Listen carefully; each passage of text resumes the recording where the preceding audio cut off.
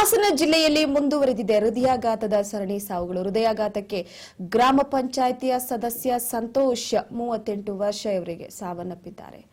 ಆಲೂರು ತಾಲೂಕಿನಲ್ಲಿ ನಡೆದಿರುವಂತಹ ಘಟನೆ ಇದು.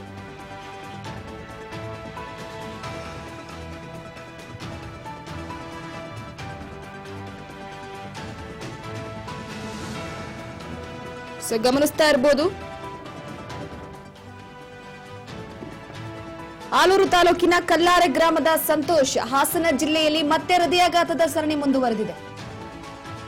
ಸಂತೋಷ್ಗೆ ಕೊಲೆಸ್ಟ್ರಾಲ್ ಹೆಚ್ಚಾಗಿದ್ದ ಕಾರಣ ಸೂಕ್ತ ಚಿಕಿತ್ಸೆಗೆ ಸೂಚಿಸಿದ್ರು ವೈದ್ಯರು, ಆದರೆ ಸೂಕ್ತ ಚಿಕಿತ್ಸೆಯನ್ನ ಪಡೆದುಕೊಂಡಿರಲಿಲ್ಲ. 38 ವರ್ಷದ ಪಂಚಾಯಿತಿ ಸದಸ್ಯ ಸಂತೋಷ್ ಸಾವನ್ನಪ್ಪಿರುವಂತದ್ದು. ಬೆಳಗ್ಗೆ ತೀವ್ರ ಎದೆ ನೋವಿನಿಂದ ಕುಸಿದು ಬಿದ್ದಿದ್ದಾರೆ. ಸಂತೋಷ್ ಅವರನ್ನ ನೇರವಾಗಿ ಆಸ್ಪತ್ರೆಗೆ ಕರೆದುಕೊಂಡು ಹೋಗ್ತಾ ಇರುವಾಗಲೇ ಮಧ್ಯದಲ್ಲೇ ಸಾವನ್ನಪ್ಪಿರುವಂತದ್ದು. ಹಾಸನ ಜಿಲ್ಲೆಯ ಜನರನ್ನ ಬೆಚ್ಚಿ ಬೀಳಿಸ್ತಾ ಇದೆ ಹೃದಯಾಘಾತದ ಸರಣಿ ಸಾವುಗಳಿವು. ಈಗಾಗಲೇ ಸಿಎಂ ಅವರು ಸೂಚನೆಯನ್ನ ಕೊಟ್ಟಿದ್ದಾರೆ, ಒಂದು ಸಮಿತಿಯನ್ನ ರಚನೆ ಮಾಡಿದ್ದಾರೆ.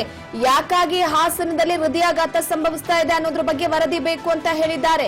ಈಗಾಗಲೇ ವರದಿ ಕೂಡ ತಯಾರು ಮಾಡಲಾಗ್ತಾ ಇದೆ. ಒಂದು ಕಡೆ ವೈದ್ಯಕೀಯ ಸಚಿವರಾಗಿರುವಂತಹ ಆರೋಗ್ಯ ಸಚಿವರಾಗಿರುವಂತಹ ದಿನೇಶ್ ಗುಂಡೂರಾವ್ ಅವರು ನೋಡಿ ಗಮನಿಸ್ತಾ ಇರಬಹುದು. ನೋಡಿ, ಕೊಲೆಸ್ಟ್ರಾಲ್ ಹೆಚ್ಚಾಗಿದೆ, ಸೂಕ್ತ ಚಿಕಿತ್ಸೆಯನ್ನ ಪಡೆದುಕೊಳ್ಳಿ ಅಂತ ಸಂತೋಷ್ ಅವರಿಗೆ ಹೇಳಿರ್ತಾರೆ. ಇತ್ತೀಚೆಗೆ ದೇಹದ ತೂಕ ಜಾಸ್ತಿ ಆದ್ರೂ ಕೂಡ ಹೃದಯಾಘಾತ ಸಂಭವಿಸ್ತಾ ಇದೆ.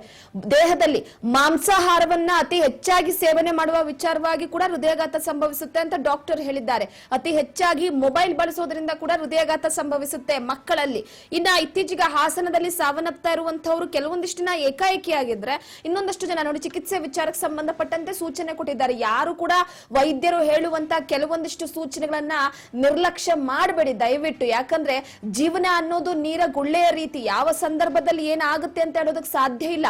ಹಾಸನ ಜಿಲ್ಲೆಯಲ್ಲಿ ಸಾವನ್ನಪ್ತಿರುವಂತದ್ದು ಅಪಘಾತ ಆಗ್ಲಿ ಅಥವಾ ಇತರೆ ಕಾಯಿಲೆ ಆಗ್ಲಿ ಅಥವಾ ಬೇರೆ ರೀತಿಯಾದಂತಹ ವಿಚಾರವಾಗಲ್ಲ. ಇಲ್ಲಿ ಹೃದಯಾಘಾತ ಅನ್ನುವಂಥದ್ದು ತಾಂಡವ ಆಡ್ತಾ ಇದೆ. ಹಾಸನ ಜಿಲ್ಲೆಯಾದ್ಯಂತ ಸಾಕಷ್ಟು ಜನ ಈಗಾಗಲೇ ಹೃದಯಾಘಾತಕ್ಕೆ ಬಲಿಯಾಗಿದ್ದಾರೆ. ಈಗ ನೋಡಿ, 38 ವರ್ಷದ ಪಂಚಾಯಿತಿ ಸದಸ್ಯ ಸಂತೋಷ್ ಅವರು ಸಾವನ್ನಪ್ಪಿದ್ದಾರೆ. ಆಲೂರು ತಾಲೂಕಿನ ಕಲ್ಲಾರೆ ಗ್ರಾಮದ ಸಂತೋಷ್ ಇವರು ಗ್ರಾಮ ಪಂಚಾಯಿತಿ ಸದಸ್ಯರಾಗಿ ಕಾರ್ಯವನ್ನು ನಿರ್ವಹಿಸಿದ್ದಾರೆ.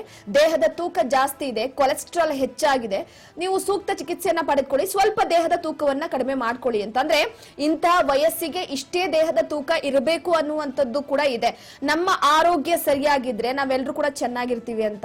ಆದ್ರೆ ಸಾಕಷ್ಟು ಜನ ನೋಡಿ, ದೇಹದ ಆರೋಗ್ಯವನ್ನ ಕಾಪಾಡಿಕೊಂಡು ದಿನನಿತ್ಯ ವ್ಯಾಯಾಮವನ್ನ ಮಾಡಿಕೊಂಡು ಪ್ರೋಟೀನ್ ಯುಕ್ತ ಆಹಾರಗಳನ್ನ ತಿನ್ಕೊಂಡಿದ್ದಂತವರೇ ಹೃದಯಾಘಾತಕ್ಕೆ ಬಲಿಯಾಗ್ತಿದ್ದಾರೆ. ಸೊ ಹಾಗಾಗಿ ಇತ್ತೀಚೆಗೆ ಸಾವುಗಳು ಯಾವ ರೀತಿ ಬರ್ತಿದೆ ಅಂತ ಹೇಳೋದಕ್ಕೆ ಸಾಧ್ಯವಾಗ್ತಿಲ್ಲ. ಆದಷ್ಟು ನಿಮ್ಮಲ್ಲಿ ಹೃದಯಾಘಾತದ ಕೆಲವೊಂದಿಷ್ಟು ಲಕ್ಷಣಗಳು ಬಂತು ಅಂದ್ರೆ ದಯವಿಟ್ಟು ಆಸ್ಪತ್ರೆಗೆ ಹೋಗಿ ವೈದ್ಯರ ಸೂಚನೆಯನ್ನ ಪಾಲಿಸಿ.